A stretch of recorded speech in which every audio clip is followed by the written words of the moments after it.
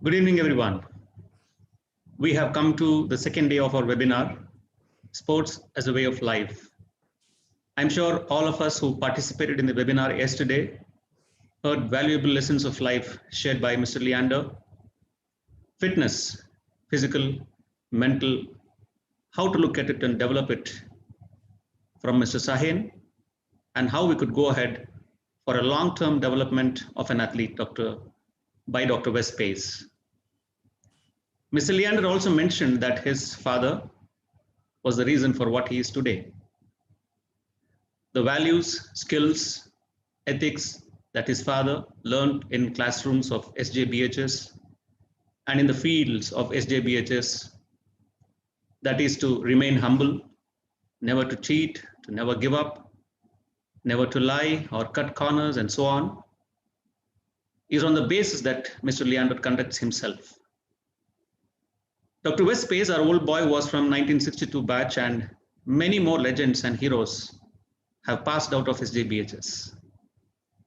But the values, ethics taught by the fathers and this great institution has been the same even today and will continue to be in future. I am sure the students and parents of St. Joseph's Boys High School agree. Each and every student must be proud and feel blessed to be a part of this great institution. Today, we are here again and privileged to hear more from our esteemed presenters, whom I am sure will encourage, enrich, and challenge us. I take this opportunity to warmly welcome you all to this webinar organized by the Department of Physical Education at St. Joseph's Boys High School, Bengaluru. As we begin the webinar, I invite Ms. Deepa Sebastian to lead us to God in prayer. I request everybody to be in a prayerful posture and pray with me in silence. Dear Heavenly Father, help us to always remember your promise. Give us such confidence in the power of your grace that even when we are afraid, we may put our whole trust in you. We lift up all those who are facing various illnesses. Give them the hope and courage they need today and every day. Comfort their pain, calm their fears, and surround them with your peace. We thank you for empowering us to gather, albeit virtually, and celebrate one of your most precious gifts, sound health. I offer up everyone attending and conducting this webinar, Lord. Shine your grace on us and make us healthy spiritually, physically, and emotionally, so that we may serve others and glorify your name. As we walk the path of this session to enlighten ourselves, we ask for your divine guidance to watch every thought, word, and action within and inspired by this webinar. May they all be directed towards good. We ask this in your most holy name. Amen. Thank you, Ms. Deepa.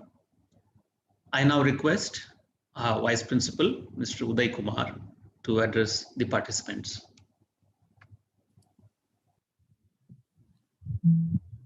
Good evening to one and all. It's a privilege and honor to welcome you, dear speakers, members of the staff, students, parents, and alumni to this webinar today. Wearing masks, keeping distance from each other, and sanitizing has become a way of life today. We cannot seem to even remember that sports has been a way of life for us in this school. With its rich legacy and more than 1.5 centuries of sporting culture, our school has been a beacon for many that followed. Today, we are honored to have a very eminent panel of speakers representing hockey, cricket, and sports medicine.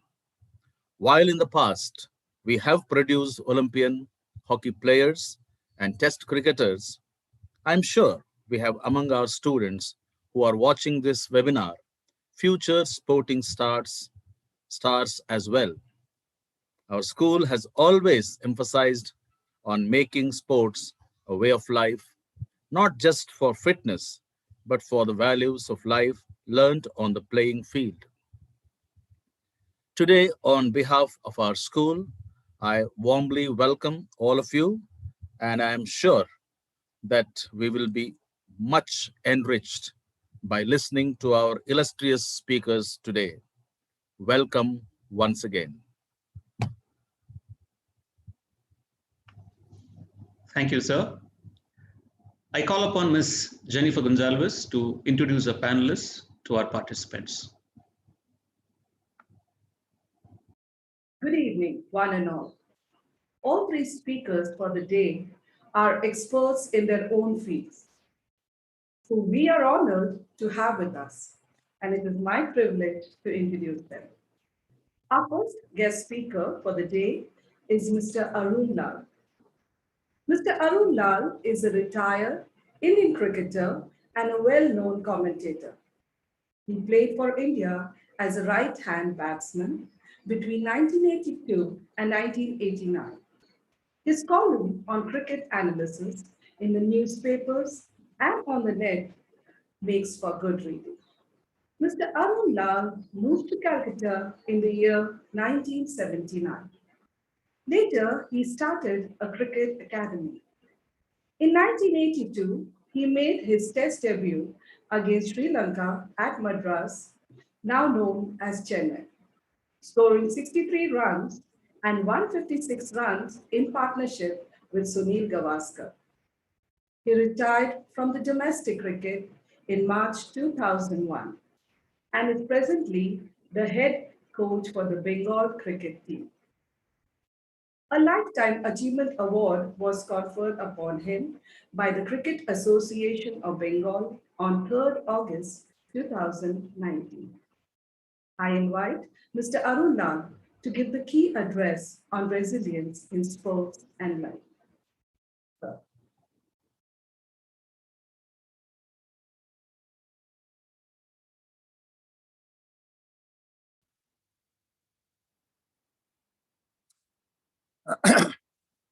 Thank you very much for those kind words. And I would like to say that I'm delighted to be amongst the young again and the school. And the most, encouraging words that I heard from the vice principal was that, you have a rich tradition of sport. And it's not only for fitness, but the lessons of life that are learned on the sporting field. And that's exactly my topic today, the essence of sport. And, I have a very radical view on this. I think that if you haven't played sport, you're only half educated. In fact, I think it's more important to play sport than to actually be in the classroom getting a tuition in all the various subjects that we do have. They complement each other. And as an educational institution, it's imperative that this particular sporting culture is imparted to all students. It's, to me, the essence of sport is actually the essence of life. Basically, the goal, the target is to have a fulfilling, content, and happy life, to be able to perceive every aspect of it, to understand it as best as you can, and try and be as happy in your journey in life. And sport, to me, has been the prime mover in my life. It's helped me stay positive. It's helped me, in every way, the normal discipline, dedication, determination, targeting, strategizing, planning, working on your ability, trying to get the achievement, fighting that getting that competitive spirit all fired up. And of course, the most important thing is to be able to handle victory as well as defeat. this is the only place, the sporting field, is where you learn to handle defeat and come out of it richer and wiser. You know, one never learns, or very seldom learns, in victory. You only learn in defeat. And sport, having played it at the highest level, has a lot of disappointments. It's, in fact, more disappointment than joy. And that's what really fashions you and makes you, that capable of handling life. Life is going to have its own way. You might plan, you might strategize, you might think that this is the way it's going to go, but it has its own rhythm and it can shift the goalposts at any time. In fact, most times. And you've got to learn to adjust. You've got to learn to actually reevaluate and then go on in it. And sport, to me, I'll give you a little example about changing goalposts. We were playing the Ranji Trophy. We won the Ranji Trophy, and then we went to play in that time. It was the Irani Trophy, which was considered the greatest tournament that you can have the pleasure to play. And Bengal was playing against the rest of India. And we lost the toss, got to play on a sticky wicket. We were bowled out for about 200 something, and they came and scored 600 odd and declared. And again, we were put back in to, obviously lose by an innings. But what actually happened is the match was practically over by day 3 or day 4. And you need, you need to remotivate yourself and get back into it. So what happened is that you have lost the game, but now what is there to play for? And I decided that it's up to me, that I'm going to play for myself. I'm going to play for my self-esteem, and we're not going to lose by an innings. Although the game is over, the trophy is gone. So as luck would have it, those are one of the high points of my career. There are few and far between, which I remember. So in fact, I carried on batting, and I batted all 1.5 days to score about 160 odd not out and save the innings defeat. So the idea is that when life knocks you, you got to be able to come back. You got to be able to try and remotivate yourself to be able to be there. And so much is learned on the sporting field: sacrifice, patience, teamwork, leadership. Everything comes from the sporting field, which you may not, imbibe in a classroom. So they complement each other. And I'm so happy that sport has been given this stature in your institution. The other thing is about motivation.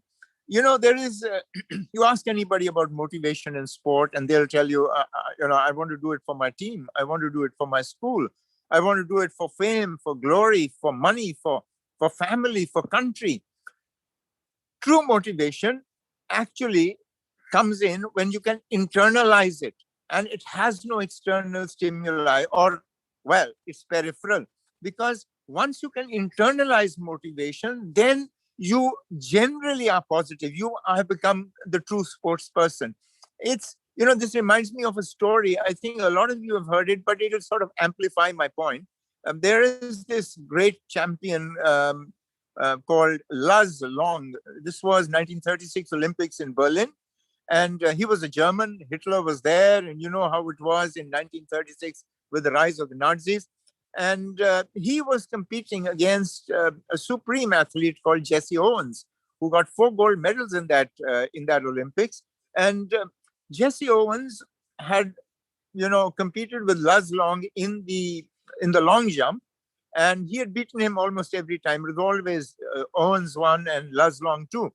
As luck would have it, just at the start, Jesse Owens came out and limbered up. He just took off his track top and he limbered up and just ran a few steps, and the judges ruled it as a foul jump. And he was so flustered. In fact, there was a hue and cry, and there was objections by the officials. But the judges said that, listen, these are the rules, and we don't have a discretion. So the first jump was ruled as a foul jump, and the second one, he was so disturbed mentally that he actually fouled his jump. Now there was only one jump left for him, and he was in no mental state.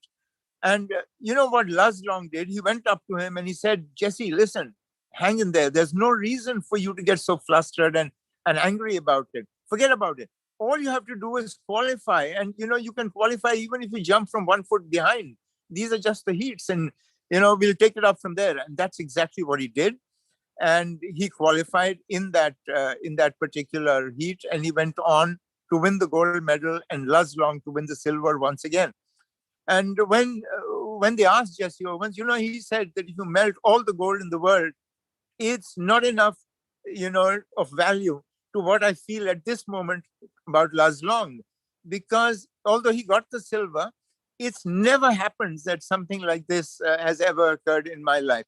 Now, when you think about it, it's almost godly. We know that you're competing in the Olympics. You've been training for 4 years, God knows another 15 before that to try and win. You are there.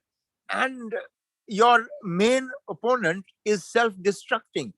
And you're going to win the gold. And, a lot of me included, would justify it by saying that, this is the game, this is the sport, this is temperament. And you've got to have the temperament to handle it. And if you don't have it, so be it. But Luz Long had his own motivation. And he said to himself that, this is not how I want to win. If I want to win by beating Jesse Owens fair and square. And so it went on. And that amplifies what, to an extent, motivation can reach. How you can internalize it and how you believe what you believe. And of course, sport is the greatest thing it teaches you. Is something so indeterminate. It is so unquantifiable, undefinable, and yet we use it all the time. And that's called sportsmanship or the sporting spirit. Nobody can really define it, how you're supposed to react and behave at what time. But all of us know what it really means. And all of us know, when it comes to the crunch, what is the right thing? Every sports person knows exactly what the right thing is. And you have a choice whether you want to take it or you don't. So sport is a character builder. It's a nation builder. It's if you view education and sport, I include, say, the curriculum in the institution plus sport. If you view it very narrowly as, something that will provide you a future job, yes, it will. And that's practical. That surely is part of your consideration. But it's a very narrow view. And if you think if it is purely fitness, it's again a very narrow view. The essence of sport is even more than that. It's about your entire being. It's about the essence of life. That gives me reminds me of another example of my life, which I want to share with everybody. When I was first selected to be to represent India, that was 1982 versus Sri Lanka. This very dear friend of mine, he came up to me, who wasn't such a good friend then, but then we became very close later. He was a journalist, Mudar Pateria, and he came to me and he said, Arun, now that you've been selected to play for India, your ambitions would be realized. And I said, no, Mudar, my ambition is not to play for India. My ambition is to, have a fulfilling and content and happy life. And sure, this achievement contributes to it, but this is not all my ambition. My ambition is far greater and beyond just this sport. And that's what sport has taught me, that it's way beyond just its ambit as well. And, the next day's headlines, I was going to make my debut. And the next day's headlines in the paper was that Arun Lal's ambition is not to play for India. Now, he forgot that the written word is very different from the spoken word, and the spirit of it was not imbibed in what came out in the article, and obviously to my detriment. But if at that stage also, the entire thing is sport helped me hugely, absolutely amazingly in my life. And I often tell every young person I come into contact with that, look beyond the narrow. Look beyond it, and then you'll understand a lot more of what you're doing on a sporting field and how much more it'll help you to relax and how much more it'll reduce pressure on you and how much more it'll help you to be to actually enjoy the sport that you are playing. One more thing I want to talk about is how it sharpens your will. your will to succeed, your will to do anything. In fact, the word will is such a strong word. Normally, if I tell you that I will try and be at your home at 9 o'clock, there is a chance that I may not be. But if I say I will be at your home at 9 o'clock, there is a far greater chance that I will be. So this is another great story in my life about will. And I was at a party once, and there was this young boy who had come from some Zen Buddhism classes, and he was talking about it, and I was listening. And this boy, merely 19 years old, and he'd come and he was giving us all this yarn, and I wasn't quite understanding it. He was saying that either you do or you don't. Either the switch is on or it's off. And either you will or you won't. I couldn't quite understand it then. And I was a bit rude to him and a little, uppity about him sermonizing the way he was. And, my wife later told me how ill-behaved I was. But eventually, later on in my life, about 4 or 5 years later, I had this terrible habit of smoking, and I wanted to give it up. And his words came back to me, and he had said, particularly about smoking as an example, and he had said that you set a target that your mind can believe. And that means don't say I won't smoke all my life, say 6 months. 6 months, your mind can actually understand that. And these 6 months, I will not smoke. I will not smoke.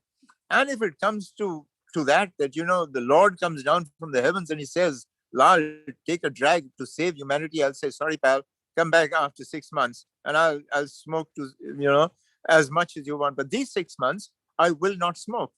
And believe me, I honestly tell you, this is my experience. And before that, I had tried to give up this terrible habit for, at least about 10, 15 times. Once this happened with me, I just gave it up, and it was a piece of cake, and there wasn't a problem at all. So that's how strong this word will is. And, the whole essence of sport is this belief, this will. I will do this. I will be able to. I can do this. Again, another quick story. I don't know. I'm obviously far exceeding my time. Is this famous gentleman called Charles Paddock. And Charles Paddock was this, athlete, 5'7" something like me, short statured. And he wanted to be the fastest man on earth. And everybody said, listen, you're such a great athlete. You can't compete with those 6'3" and 6'5" who are going to be on the field. And he said, no, this is my calling. I'm going to do that. And to cut a long story short, he parted ways with his coach, family, trained on his own, and eventually went and won the gold medal. And he coined this very powerful phrase.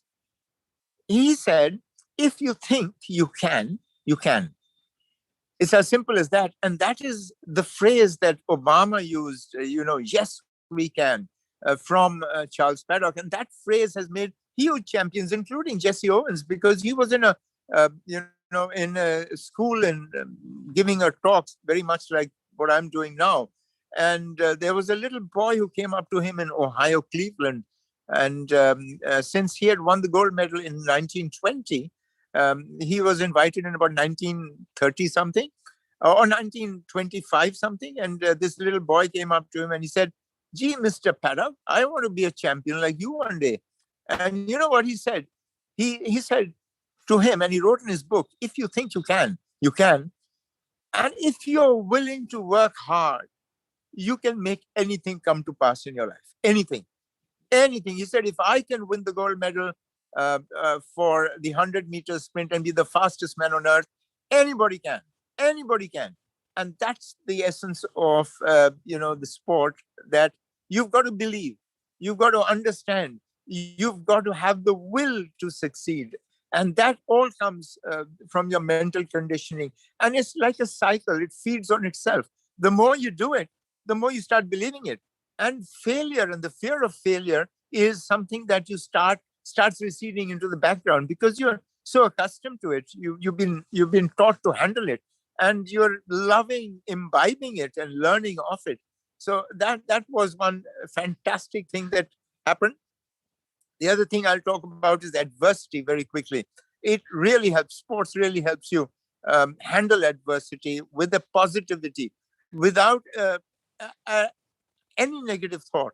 You know, again, another very high point of my life was the Rohinton Bharia final, which is the intervarsity final, and which used to be a real big thing in our time then, when I was growing up through college in Delhi. And we reached the final. Delhi University reached the final, and we had been there in many years. I forget how many, and we had an opportunity to win. And I had a broken ankle, which was strapped up. I was hobbling while batting, and we were 9 down. We still needed 76 runs to win.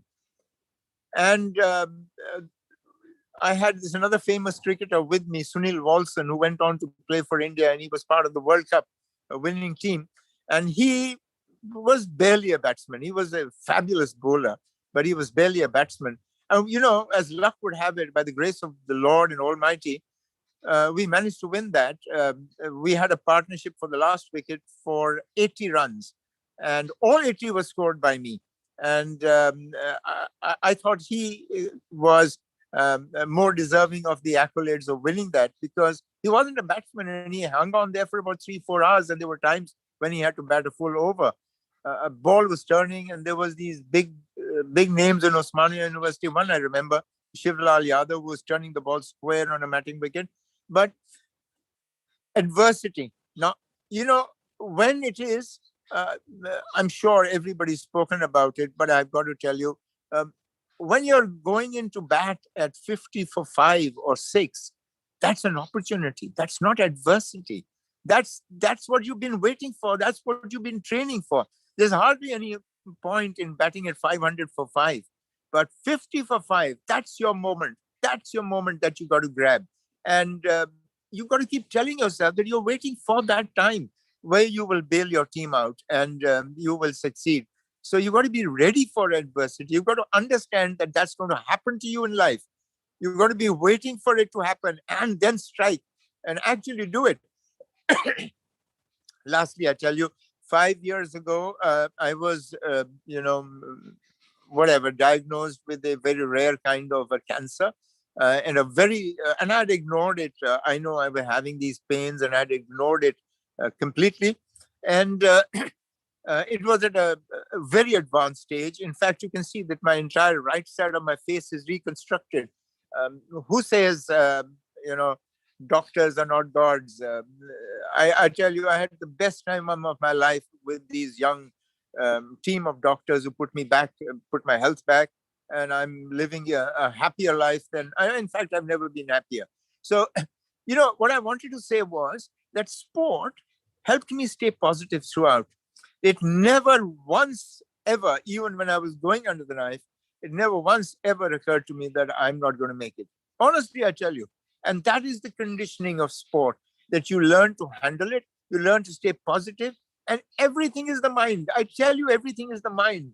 If you've got the mind for it, you've got everything going for you. If you believe, you can do it. And no better tutor. There's nothing better in this life than sport. And whatever sport you play, at whatever level, it doesn't have to be at the highest level. I mean, if you're lucky like me to have the opportunity of getting there and representing your country, hey, there's nothing better than that. But let me tell you that just play sport, love it, imbibe it, understand it, and be fashioned by it. Love the sacrifice, love the moments, the few moments when you'll be able to bail your teammates out and see the laughter and happiness and joy on their faces, because you on that day have been the hero. So it'll work. It'll give you that joy. It'll give you everything. And remember, if you don't play sport, you're only half educated. Thank you. Thank you very much for having me. Thank you, Mr. Arun, for apprising us as to how internalizing motivation, planning, positivity, handling victory as well as defeat in a healthy way, and most of all, will are the important aspect for any sport. Our next panelist is Dr. Ashok Ahuja, who is a general surgeon with several degrees to his credit, one of which is Diploma in Sport Medicine IOC course from Moscow. A retired captain from the Indian Army, Dr. Ahuja worked at the National Institute of Sports, Patiala from 1979 to 2009 as the head of the Department of Sports Medicine and has also been in charge of the sports science. He officiated as the head of the doping center for World Cup boxing in 1990. Dr. Ahuja has, to his credit, 30 years of experience teaching medical doctors, trainers, and administrators. He has been working as a consultant with ACC and BCCI in age verification program since 2005 and is currently also involved in high altitude research project with FIFA at Leh. Dr. Ahuja practices exercise medicine in psychosomatic disease in adolescents, children, and elite sportsperson for acute and post-traumatic management and rehab for optimal fitness. I invite Dr. Ahuja to share his expertise over training fatigue, recovery, and sports nutrition. Over to Dr. Ahuja. Thank you, Madam Jennifer, for your very kind words and the introduction. I have been a war veteran of 1971, Indo-Pakistan, Bangladesh war. My journey in sports started from there. For the last 2 days, we have been passionately listening to the legends like Arun and Leander Paes, and of course, my old friend, Paes. What a beautiful words of wisdom Mr. Lal has given to us today and yesterday by Leander. Passion in sports, motivation, will, target, failures. These legends have done the country proud, and we are part of that fame and glory. And I feel very, very honored and humbled to be on this platform with all of you, dear Arun and Leander, to be a part of this sports as a way of life. I'm going to drift myself into slightly different from the sporting culture into the intricacies of sports in terms of sports medicine and sciences for my young participants and the aspirants that they have it. Everything is achievable in sports. We have an innate potential. Every individual has got so much, as was just pointed out, that it is the mind, it is the determination, it is the hardship. It's a very, very arduous task, but it is achievable. Few years back, when probably I took over, way back, I think in 1980, and we were preparing for Moscow Olympics, we had that feeling that these Europeans and foreigners, probably, you see, they are far superior.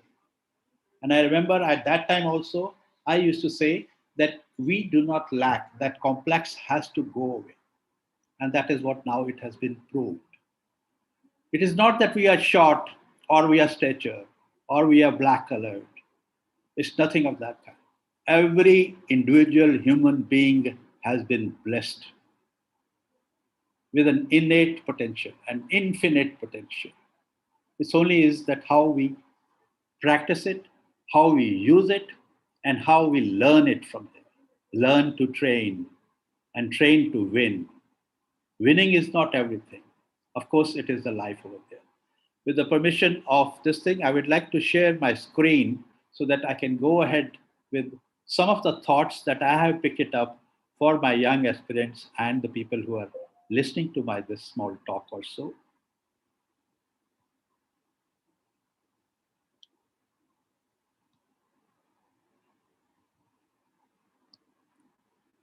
We call this as long-term athletic development. We listened yesterday also and today also. How many years of the training has been put in over there? And in that training, I hope you are all able to see the slides. Can you see the slides, please? Yes, Doc, we can hear. We can see. We can see. Okay, great. So I was just saying that we need to have the various long-term athletic development programs. When we say long-term, it's a period of 20 years.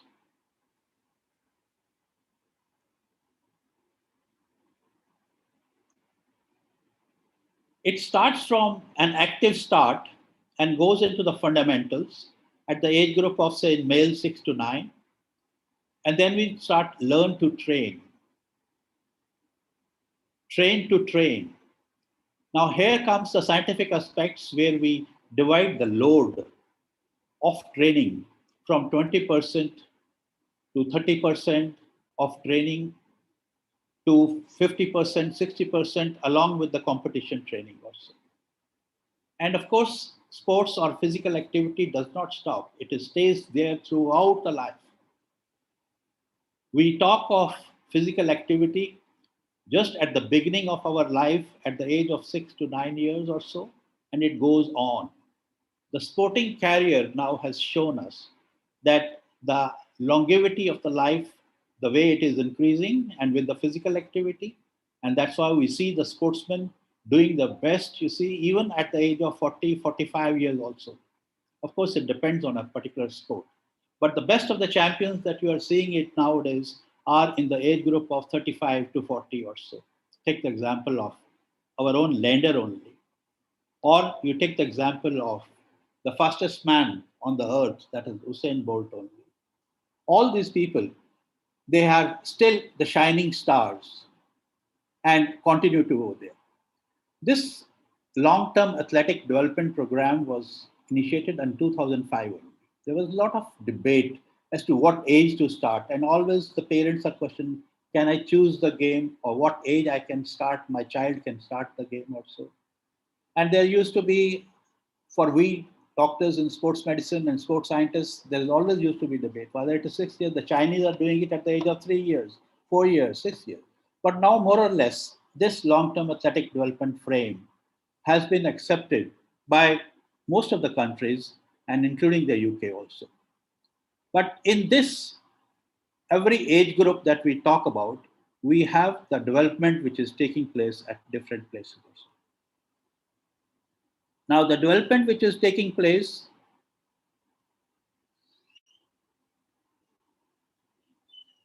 the first thing is we call it as physical literacy.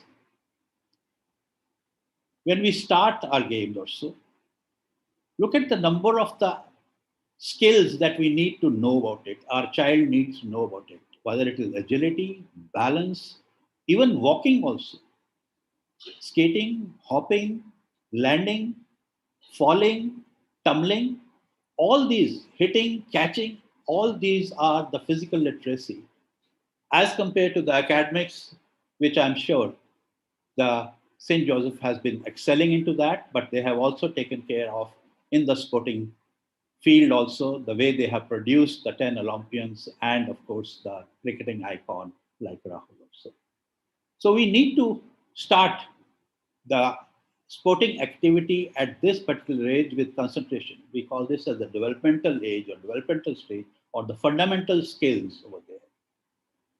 And this is how we start our life. And as I said, yesterday it was given a talk that it requires at least 10,000 hours of a rigorous training, methodical training, a scientific aspect training also.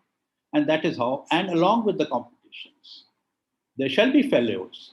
Failures are part and parcel of our life. There shall be injuries. There shall be setbacks. All those things will have to be overcome.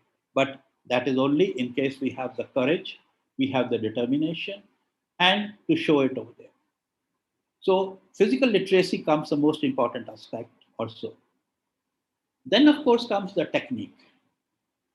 When we talk of technique, in technique, it is the fear the man who has done technique 1,000 times and not that who knows the 1,000 techniques. Every individual, every skill has to have a difference. There is even siblings, they are twins, but they will also have a different technique, how to handle that, not only mentally, but even physically also. There shall be a degree of the frames which work it into the angles of 2 degree or 1 degree into the biomechanical aspects of this. So your techniques have to be so much sound, and it can come only through continuous training and training, just the way we learn our handwriting skills or we in our schools or so, and then we follow it up throughout a year. Swimming, gymnastics, and athletics are considered as the mother sports. These 3 sports, every child need to know about it. Every child need to learn about it also. So we have to have the technique and the skill training. I will not go into too much on the scientific aspects of that techniques also, but into the long-term program, we continue with that. When we do the training, there has to be a recovery along. Every time we are putting our physical load and the mental load onto that, there is a stimulus which is coming over there. We call this as a fatigue. The child comes home, he says, the mother asks, okay, are you okay? Yeah, I got a little pain in the legs, you see, I'm feeling like heavy, you see, give me something, I want to eat something, you see. But it is a stimulus. It is required. Every day we need it over there. And that's what we define fatigue, that it is an adaptation change for the benefit of the child or benefit of an athlete is taking place. And this goes on and on. It is the adjustment of the physical and the psychological functional systems under the influence of external loads. When we say external loads, so he's going to the ground, he's playing with his equipment, he's meeting his coach, he's meeting his trainers, he's meeting his peers, he's meeting his colleagues. All are putting a lot of external conditions, environment, heat, dehydration, all these are external stimulus also. So never consider that the fatigue will stop the play or to stop it over there. We need to do it, but again, with constraint. Everybody just cannot start with 6 hours of a training on a day. And these days, you see an Olympian or he, of course, participates in over there. So thus, recovery and training is an essential part of it. We always talk of cool down exercise. Why I'm trying to emphasize on this is because we need to know about the fundamental values, and that's how we can go into the recovery aspects and beat this stimulus, which is all the time telling us to stop it because of various aches and pains and niggles, you see also. We need to overcome it. This is a part of the human body to adapt to a particular system also. And the best part is that when you come and you take rest and you sleep over there, that is a time when the beneficial things are happening in our body. We always say athlete's heart. The athlete's heart is growing. The size of the heart grows up. His neurons, his nerve impulses, they fire much more over there. His lung capacity goes up over there. His energy is much more over there. So this is because it is those adaptations are taking place during the recovery phase. So I'll just show you a slide next over there. And thus it is very, very essential. God has made us that particular sleep pattern over there. We can't cut short over there because that's the time when our body is going to restore, is going to regenerate, and is going to recover from all the various stimuli which have taken place in one particular day or so. So both mentally as well as the physical. Just a graph that in a normal course of exercise, every time when we talk about it, you'll find there's a training stimulus, the fatigue sets in over there, we go into the adaptation, and then of course we are perform. And this is the various gains that we have it, whether it is in the form of a strength, or it is the loss of the body weight that we want, or we want our muscles to grow also, or our endurance levels, or what we call it as the aerobic capacity, that will go up also. So recovery and training are very, very important, and both are complementary to each other, interrelated to each other. So we cannot ignore it also. So in a long-term program, and when I say it is not for 10 years or 20 years, it is going to be for every single training session, every day. And that's why probably our coaches and trainers make sure that as the game finishes or the session finishes over there, they ask you to do the various kinds of calisthenics and do the stretching exercises to remove all those various fatigue products out of the body physiologically at the earliest also. Sports recovery is a player management under the science. And the key factor is that how we manage the players to aid their recovery. Everybody will have a different. I sit in a dhyana, or I am just reading a book, I might recover it.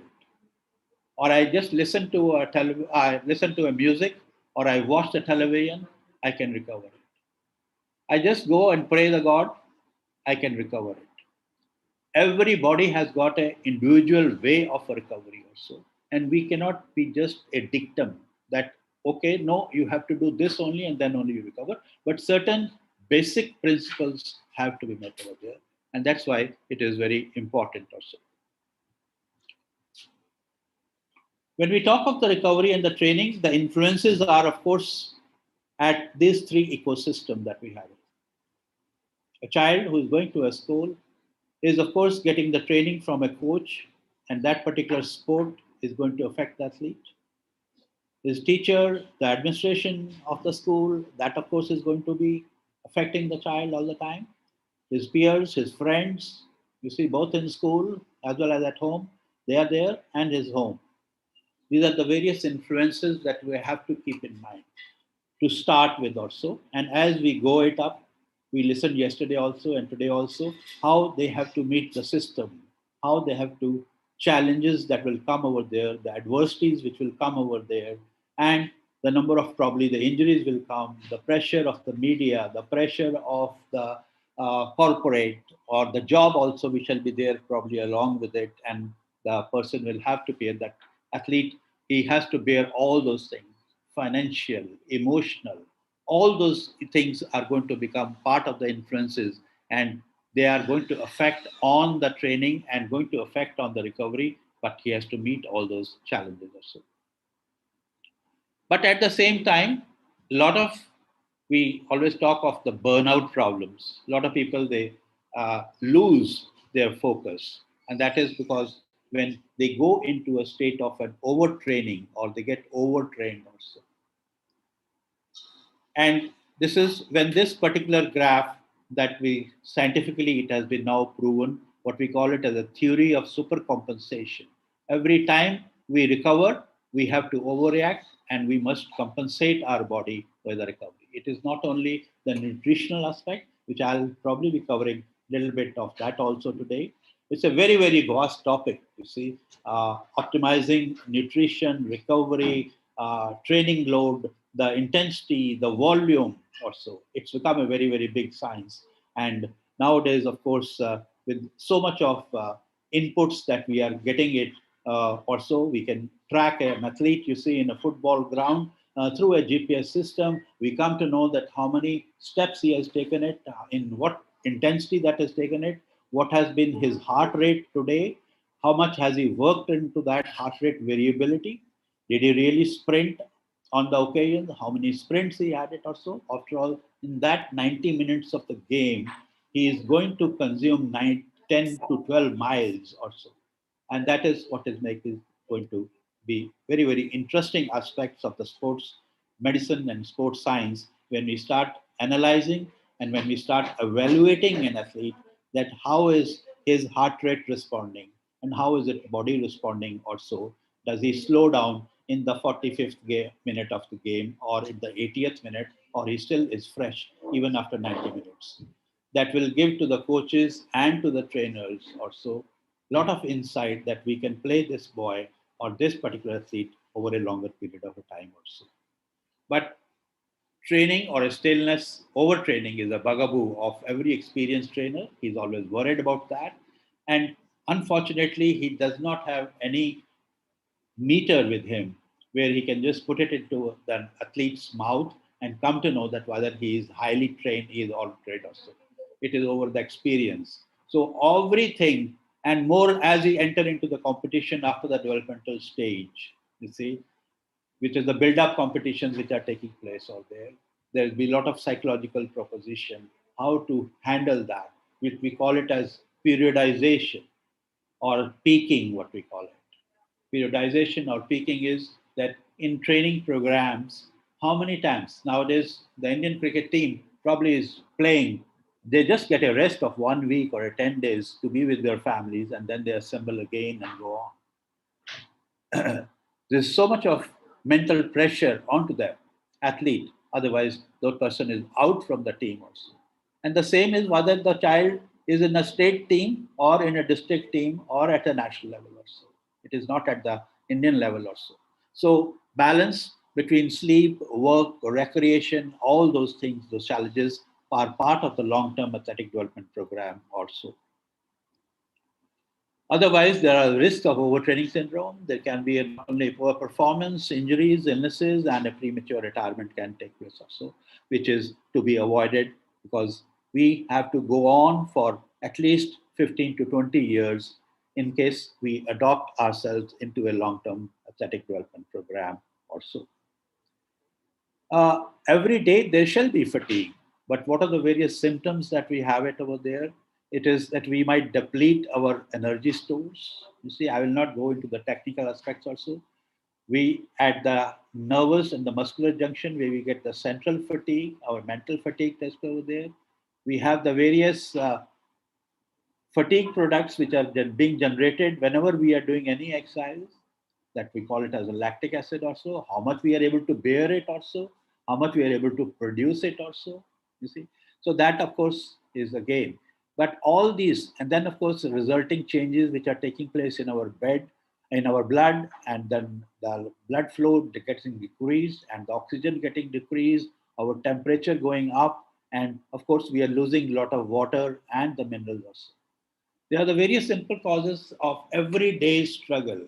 When we finish your day after a training of 3 hours, 4 hours, or whatever it is, you see, whatever the plan or program is over there, these biochemical changes or the changes which are taking place to the body have to be restored back also with the help of various means of recovery also. The mother or the parents can always see this kind of a symptom, you see, as the child returns home or the athlete returns home. His sweating rate has increased, his color of the face becomes red, his movements can be crude, his nervousness, decreased learning, can go into a depression, it might become aggressive, or the general symptoms can be in heaviness, vague pains, niggles, dizziness, breathing difficulty, nausea, vomiting, insomnia, that is lack of sleep, and low physical performance. These are the various symptoms which, again, the coach is not going to be there, the trainer is not going to be there, the parents are going to watch it over there, day in and day out over there. And that comfort, which is the child is going to get it in his hostel or in his school, that will, of course, take care of it by the various ways of the nutrition and the recovery also. When we talk of the recovery, we always say that the two wealth important thing. Of course, the list is huge, as I said. One can talk on various means of recovery. We talk of thermotherapy, we talk of heliotherapy, we talk of sunlight, we talk of jet lag, how to beat that also. Everything that we have it also.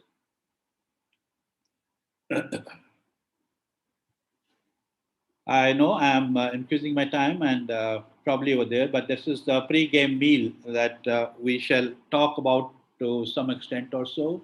And in that, of course, we shall be having as to the nutritional values or aspects that we have it also. The physiological demands of the sports and exercise requires ingestion of key nutrients.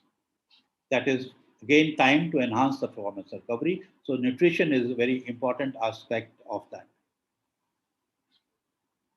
Eating strategies to promote good health and adapt it to the training to recover after every individual session and to perform optimally during the competition. That's what we mean it also. Healthy nutrition will naturally reduce our stress, speeding up the recovery and the load also.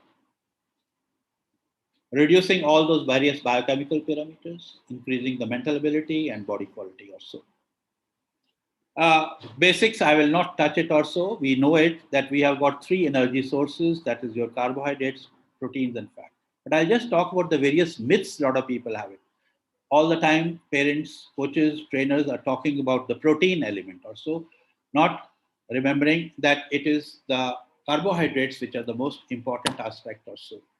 Because our 60% of the energy which is used is going to come from the carbohydrates.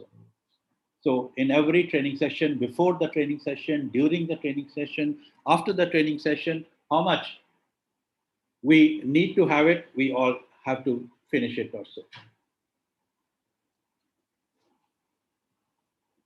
Of course, vitamins, minerals, water, fiber, all these things are important. Carbohydrates give us the most efficient energy source over there. It uses it to make our heart, brain, and muscles work. We all know about it, but it is stored in our body in the form of a glycogen. So we need to restore it on a daily basis also. During exercise, the body is burning glycogen, and the supply is only for about 30 to 45 minutes. And that's when the fatigue will set in over there. So once our reserves, they get depleted, our glycogen. So the key point to carry home is that we got to tank up our athlete with a full tank of a glycogen all the time. And that's how they will be able to go in over there. And that is keep our glycogen levels as full as possible.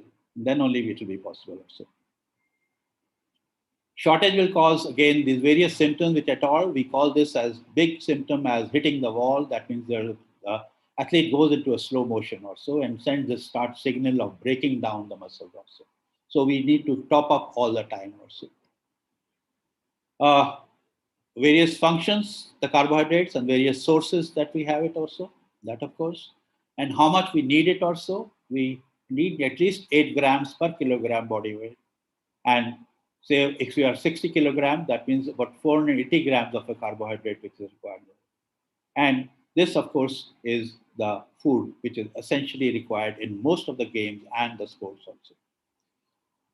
Found in what? I'll not go into the sources of the various carbohydrates. We have got a huge range of the sources that we have it also. As I said, every event, every competition, pre-competition and post-competition diet, that has to be met over there for the recovery aspect also. Pre-event meals, what should be the liquid meal supplement, whether it should have a smoothie, sports bar, breakfast, cereal bars, fresh fruits, and pre-event, that means just 1 hour before the exercise, what should he have it, which sports drink he can have it also, and that is what is important also. Pre-game meals, that means 3 to 4 hours before the exercise, what the athlete has to eat to tank up those levels which are going to be depleted in that next 45 minutes of a training also. And lastly, the water. World sports nutrition is so large that one can keep on talking for hours and hours or so. But that's why I've just picked it up carbohydrates and the water as a take-home message also, because these are the most ignored aspects also, and especially the water aspect also, because water constitutes 60% of our body weight and it is required also. It is because it has got so many functions to perform in our body also. 40 to 60% of our body weight is water, and 65 to 70% of the weight of the muscle is water. In our cells, we require 62%. Whenever we go into even 2% of a dehydration when we are doing activity, it starts affecting our performance also. So all the time, we need to have it also. So this is the intake and output balance that we need to maintain it. Athletes are always told that they must check their body weight and the urine test. Simple urine test is to always, when they go to the washroom, check the color of the urine and the water level will be seen from there. If it is turning into a slight yellowish or so, immediately consume the water. Why I'm emphasizing is that because water is a very way of life and it's a very important aspect, but ignored also. Of course, these are the balanced nutrition pyramids or so, and we have it for the Indian sources also, and the Indian vegetarian. Again, a lot of myths on the vegetarian diet and the non-vegetarian diet that we have it also. So with this aspects of the medico-biological means of recovery on sleep and on to the nutrition aspects also, I'll just stop here only and I will not go, just my carry home messages that long-term programs are to be followed, but that on a daily basis, we need to know about it also. And then only we can have the training and recovery and the nutrition and every aspect of that. We'll not go into those biochemical aspects also in that case also. I think that's all. I know I've taken a lot of time. I got the message in between also. And that's all that I have it for today. Thank you. Thank you, Dr. Ahuja, for educating us on fatigue as a stimulus and recovery, which leads to the improvement in a performance, and how eating improves the ability of an athlete. Our last and final panelist for the day is Dr. Vece Paes, and he needs no introduction. An old boy who SJBHS is mighty proud of. Dr. Paes is an Olympian who has made significant contributions as a consultant for anti-doping at BCCI and in the field of sports medicine for the ACC and the Indian Olympic contingent. Dr. Paes served as the Chief Medical Officer for the FIFA Under-17 World Cup India 2017. Dr. Vece Paes has won many accolades in the international sports arena. A few of them are bronze medal in the first World Cup hockey tournament at Barcelona in the year 1972. He also won bronze medal in hockey at the 20th Olympic Games at Munich. He represented Calcutta Ranger Club in football, cricket, and rugby. Last but not the least, Dr. Paes is the proud father of Leander Paes. Honestly, if I were to mention every one of Dr. Paes' credentials and achievements, the list would go on and on. I now hand over to Dr. Paes.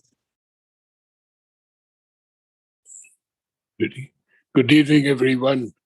It's nice to meet up with you all. I'm going to talk very briefly because Ashok has said most of what I would have said. I'm going to talk very briefly about where does sport go from here. It's high tech. It's getting high tech. It's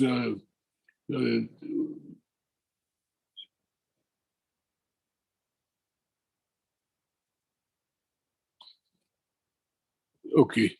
When we used to talk about body movement in our time, we talked about automated muscle movement.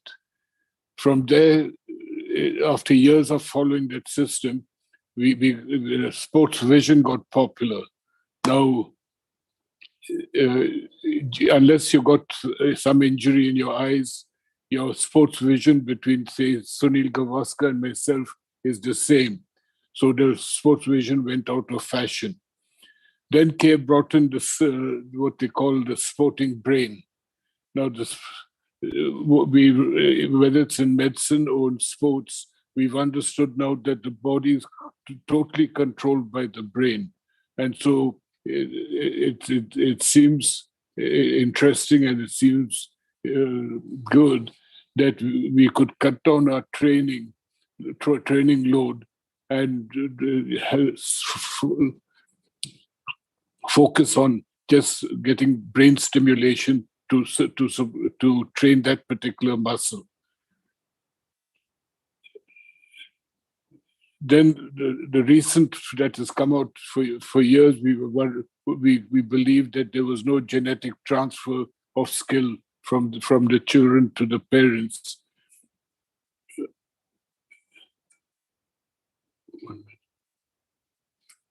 Sorry, just a minute.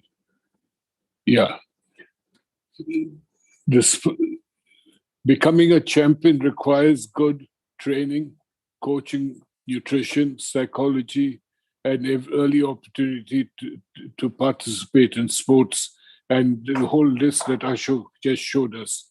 The long-term development of the athlete is what eventually produces a champion, and that takes about 10 to 12 years.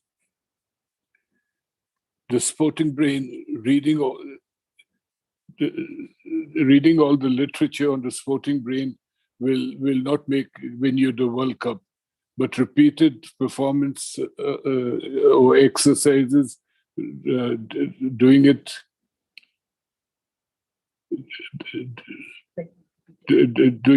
perfectly will get you close to it.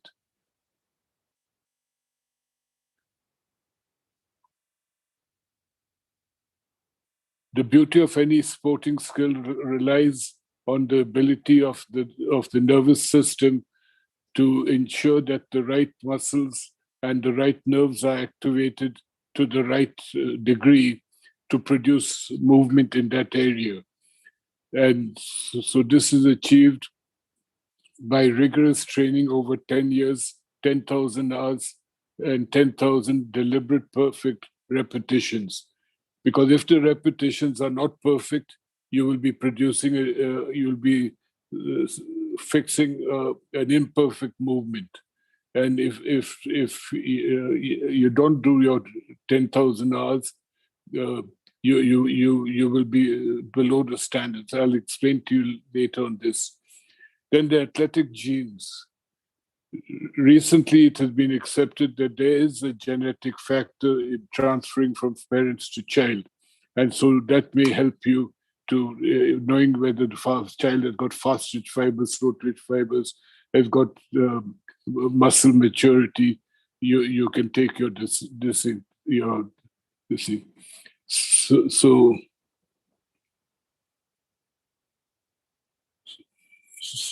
one minute, turn.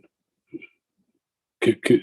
With the non-invasive imaging that's taking place, electrophysiological techniques can clearly deliberate how different parts of the nervous system change activity as new tasks are learned. So as you evolve in your training, the brain takes over. And if it's stimulated to a certain level, it accepts that process. But if you train it to say a 75% or halfway state, it does not accept. It's got a threshold which it will not accept it. So scientists have zeroed in on 23 different genetic variations in humans that are believed to play a positive role in molding champions.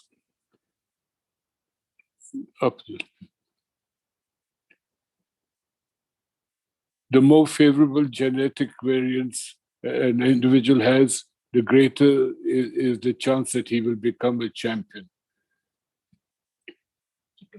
Should we just go to the next one? Yeah, keep talking. You finished. This is finished. We're just shifting to another subject. You keep talking. Yes. Okay.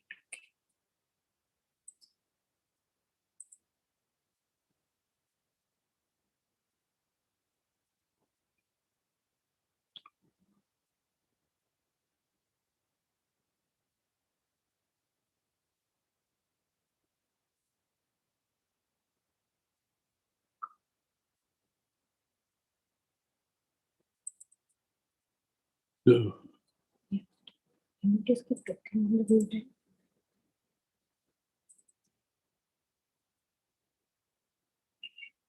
Yeah.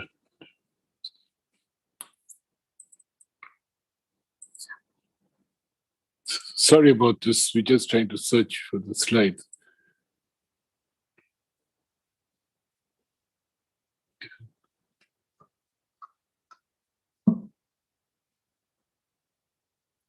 You just keep talking in the meantime about something. So where was that list of long-term development? You just keep talking and looking for it. Yeah, presentation.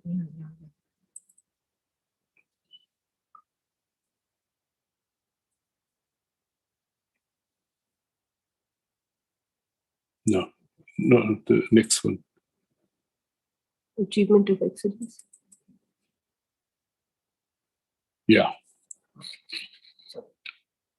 I'm taking you through the paradigm of achievement in sport and in life. Paradigm 1, by understanding better what makes people successful, we should be able to produce more successful people. So in other words, the people who are around you, who influence you, if they're not successful, your chance of being successful is lessened. The next thought is the idea that the values of the world we inhabit and the people we surround ourselves with have a profound effect on who you are. We have said earlier that your environment makes you, the people you move with, the people you live with, your parents, and the school you go to defines who you become. So you got to make you and your parents have to make the right choices. Lesson 3.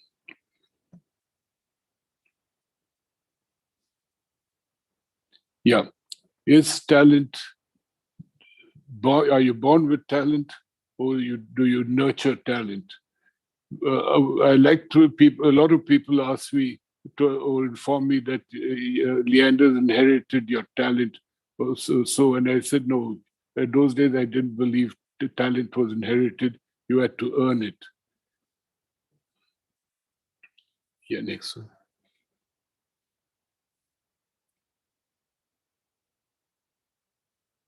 Yeah. Can you jump here first? Yeah. Oh, no, they're not seeing it, no? No. Yeah. Okay, go back.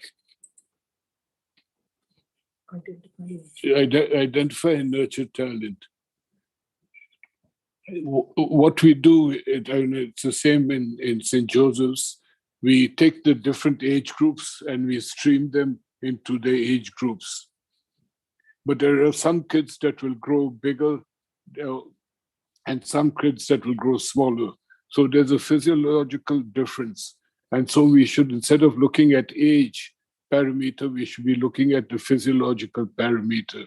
The bone age becomes too expensive and difficult to repeat every year.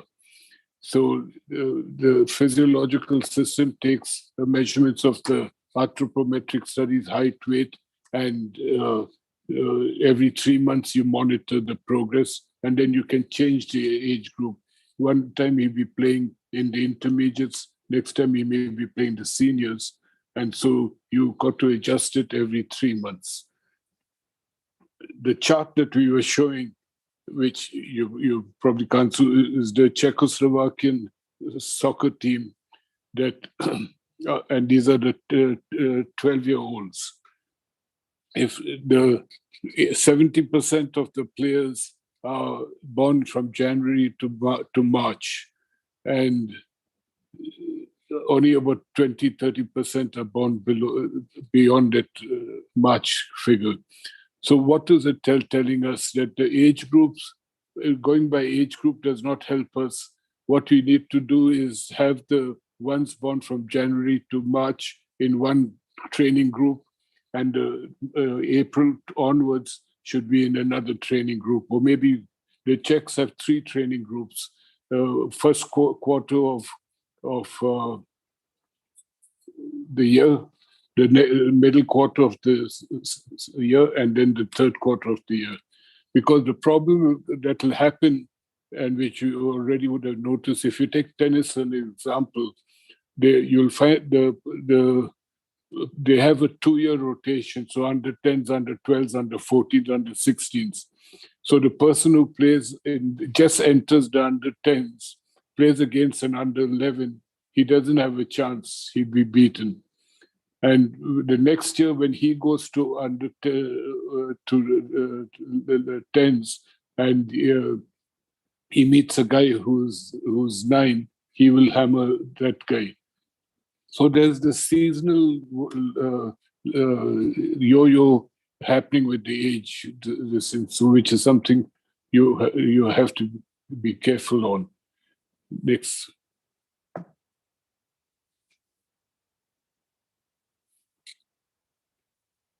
Yeah. So when you have an 8-year-old playing against a 7-year-old, there's an unequal distribution of talent. And so you'll find in 1 year the player keeps winning and he's all excited. In the next year he is losing and he gets depressed. And so there is a yo-yo system of selection. And so what they're now saying is don't have any selection group, or don't have any under 12s or at under 12 when there's a game or match selection, you could start differentiating them, but don't differentiate them before 12. Yeah. So in these cases, having early the good results that they're getting is due to not their talent or skills, but is due to repeated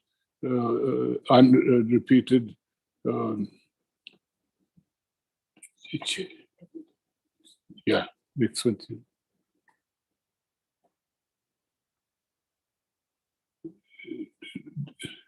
This is a chart of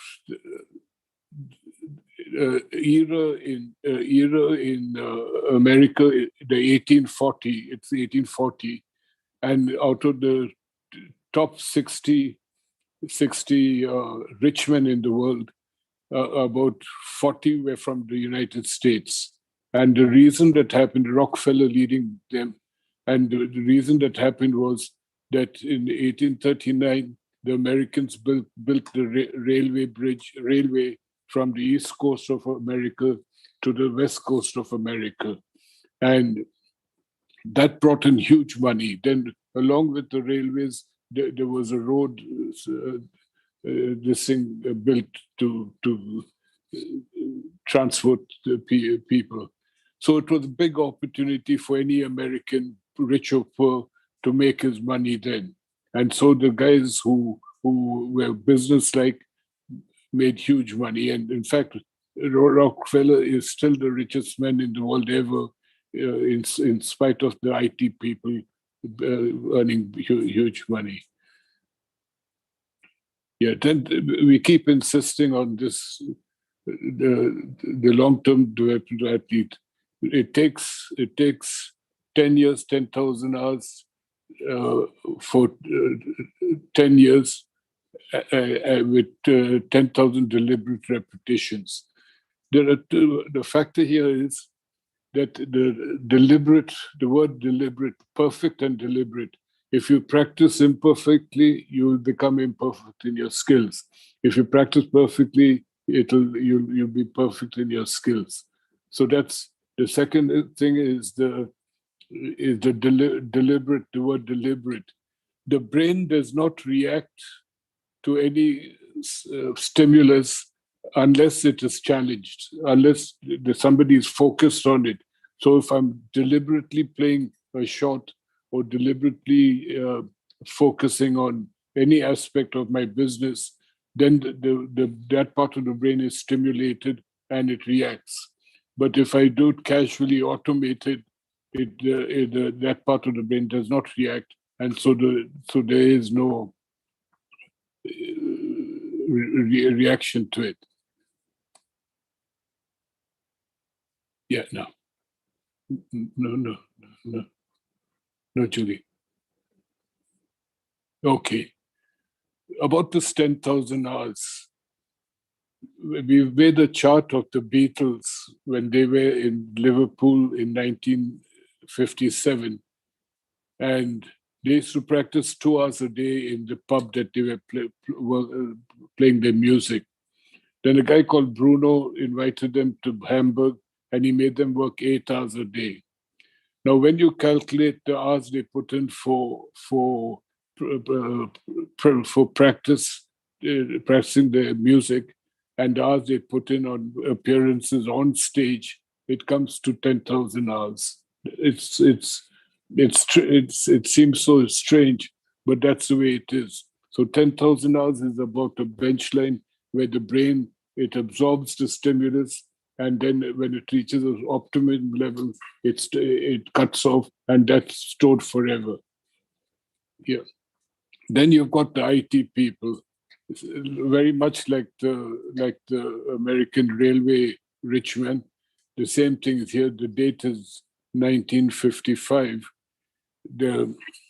These are not excessively brilliant people, but they came into the IT industry stimulated by two guys, Billy Joy, who started making computers that were concise and small rather than the computers, and Bill Gates' mother, who when they were broke, she got money from the community, and they built the California office. And so they're a product of the world in which they grew up. And that's what made them. So eventually, we'll repeat, Ashok and I will keep repeating that we're talking about the long-term long-term benefits of training. And we're looking at the rule of 10 years, 10,000 hours, 10,000 perfect deliberate repetitions. And Aristotle believes the same. We are what we do repeatedly. Excellence then is not an act, but a habit. Yeah, thank you.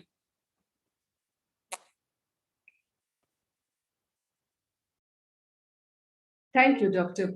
Vece, for highlighting how training over 10,000 hours with reputation and talents are essential for better performance as an athlete and for his career in sports. Thank you once again. Thank you all the speakers.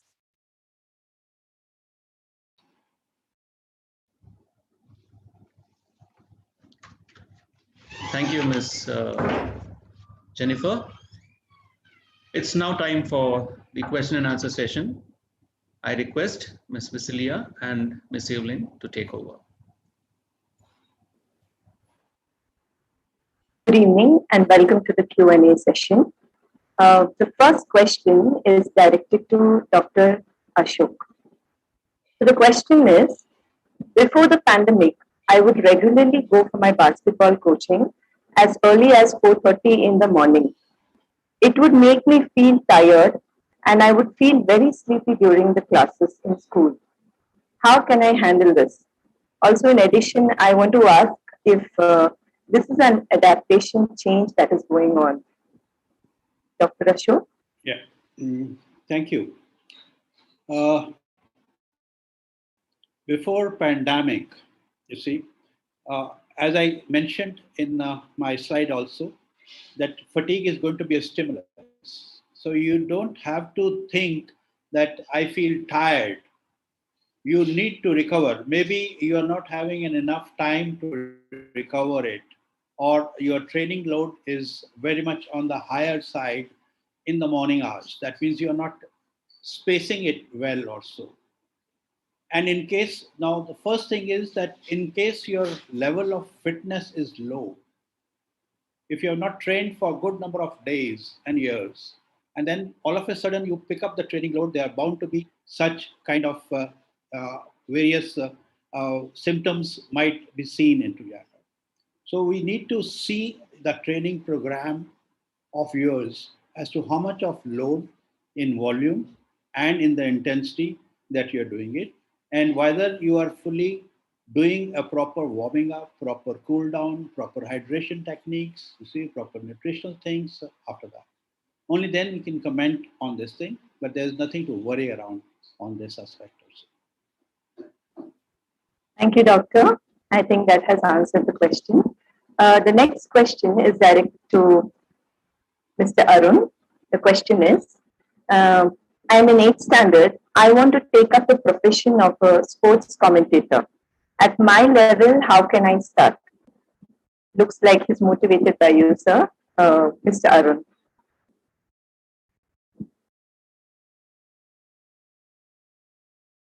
So you have to unmute. Is that okay? Yes, yes. Well, you know, the field of sports commentary is now getting very specialized. When I was growing up, we had, you know, a lot of people, like even journalists or fans and people who were actually doing commentary.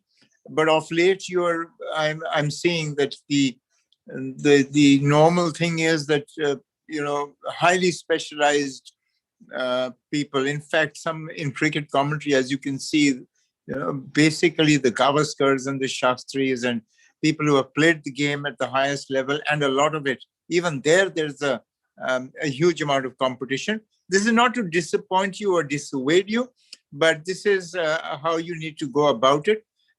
You know, currently, I think other than Harsha Bhogle, there is nobody else who's really doing commentary in the cricketing world right across. There was Tony Cozier earlier, but now only ex-cricketers, and some have only ex-cricket captains doing their commentary for them. So yeah, maybe you can get into sport and play for the country, and then after you finish playing for the country, you will want to do commentary. I wish you well. Thank you, Mr. Arun, for that advice you have given to the student. Thank you so much. Over to Ms. Vece. Thank you. This question is directed to Dr. Ashok. Can consuming sports drinks to delay the onset of fatigue have an impact on the health of a sportsman in the later stages of his life? Sports drinks which are commercially available, we need to see their standards. We just do not go by Gatorade or Red Bull or you see by the name itself. Scientifically, what we say that high concentrated sugar should not be taken by sports people. A lot of people, a lot of athletes, we are seeing it, they have got the habit of carrying powdered glucose, you see, in their kit bags. And during their warming ups or prior to the competitions, they are just taking that higher concentration of glucose. That will bring the hormones level down and will impair the performance also. Long-term effects of these kind of drinks, of course, those which are caffeinated drinks, which are carbonated drinks, you see, they are not at all recommended in our sporting circles also. Caffeine, of course, is not at all, for a higher so, is not at all recommended again. But of course, the ideal is that, as I say, we talked about that the hydration tips must be done. And I think the previous question was also that the boy is going at about 4 o'clock or 4:45 or so. He needs to see his hydration status, or the pre-training meal must go it out there. Do not go it on an empty stomach for anything.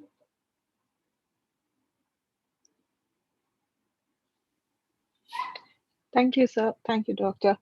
I think our students will now be a little more careful with what they're consuming, and I think they will check it prior to consuming it.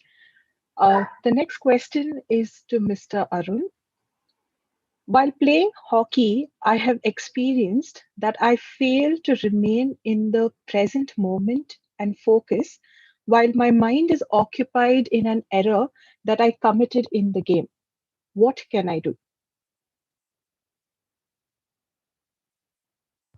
So you have to unmute. Okay, this is the dilemma every sportsman faces in his career, in his performance. How can he stay in the present? You know, everybody says that if, as a cricketer, just focus on the present, on the ball, on the situation. Easier said than done. Your past performances, your past failures, when you're going into bat, you failed in 3 innings, you are agitated, you are unsure, you are tense. And that's part of form. I mean, when you are in form, you can't wait for you scored well in 3 games, you can't wait for the 4th one to come your way and you'll go and score. So it's basically mental. You've got to train yourself, and everybody has his own way of doing it, staying in the present. So don't let, the faster you get over it, the better for you and your performance and your team. So tell yourself, what's gone is gone. Jo guzar gaya, use bhul ja. Good, bad, and everything. So just concentrate on the job on hand, because you know you drop a catch in a match and you're focusing on that, and you know that everybody's disappointed that it could have changed the match completely because the one you dropped is the Viv Richards of the other side. But that happens in sport, and you have to understand it happens to the best of us. There's nobody who hasn't made a mistake on the sporting field. The greatest of champions do it. So the faster you get over it, the better. It's about training your mind so that you don't make the same error again and you drop the next one because you're not focusing on the job on hand. So this is an important aspect of any sport, that you don't focus on what's just gone by, at least not your failures, if that's possible. So you got to train yourself and get over it. The faster you do that, the better. Thank you, sir. I think that answers the question well. With this, we come to the end of the Q&A session. Thank you, Ms. Vece and Ms. Evelyn. Dear participants, I am sure you would have been enriched, encouraged, and challenged by all that we heard these last 2 days in the webinar. I hope that what we heard will definitely contribute in helping us to fight tough situations we are going through, especially these days. I now request Mr. Mehboob to propose the vote of thanks.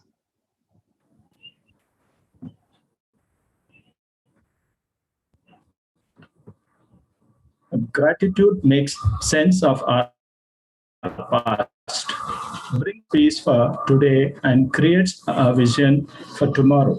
I feel proud to be presenting the vote of thanks at the culmination of this eliminative. On behalf of everyone in attendance, I would like to express a heartfelt gratitude to God Almighty for endowing us with safety and health during this difficult time. We thank our principal, Father Fernandez, our primary school administrator, Fernandez, and Vice Principal, Mr. Uday Kumar, for providing us arm ourselves with knowledge. I would, on behalf of all those listening in, like to place on record a special word of thanks to our special speakers, Mr. Arun Lal, Dr. Ashok Ahuja, and Dr. Vece Paes, for sharing with us their valuable time and expertise. I thank all the teachers of St. Joseph Boys High School, especially the physical education and IT departments, who work to stitch this program together. The audience is also thanked for participating in spirit. We hope each one of us carries back a message from the webinar and practices the ideals of sports in our daily life. Thank you all for attending. Wish you a pleasant evening.